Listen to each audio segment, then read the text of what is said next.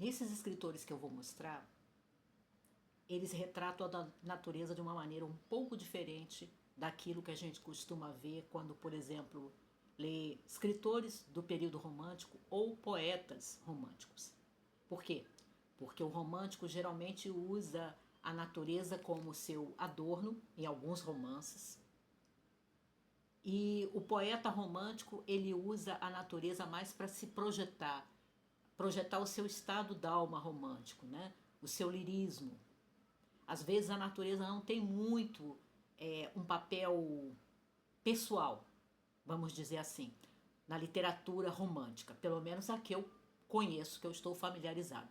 Você pega, por exemplo, uma escritora do final do século XVIII ainda, num período romântico misturado com o gótico, que é a Anne Radcliffe, e ela tem aqueles rompantes de colocar poesias falando da beleza da natureza, dos Alpes, das montanhas, etc.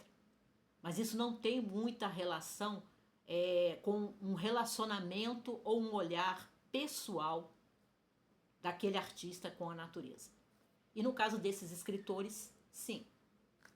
Por exemplo, no Thomas Hardy, o nosso pessimista de plantão, curiosamente eu não percebo esse lado pessimista, desiludido do Hardy com a natureza.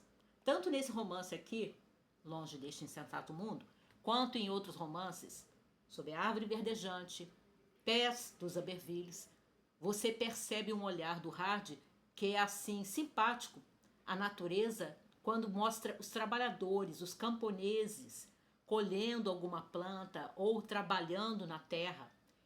Ele mostra a natureza mais ou menos como parceira e uma parceira harmoniosa do homem. Pelo menos nesses romances do Hardy que eu li.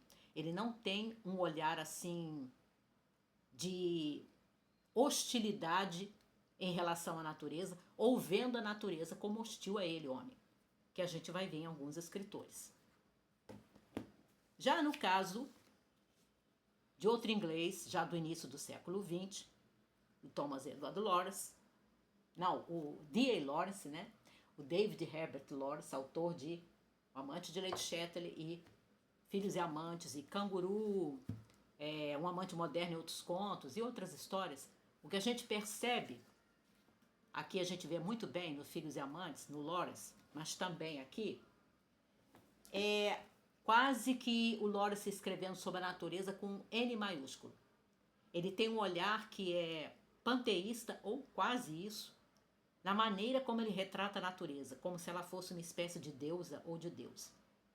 Ele tem descrições lindíssimas, né, dos campos, das flores, dos jardins, da natureza mesmo, dos vales, coisas assim que você fica com vontade de ler em voz alta, e às vezes eu leio mesmo.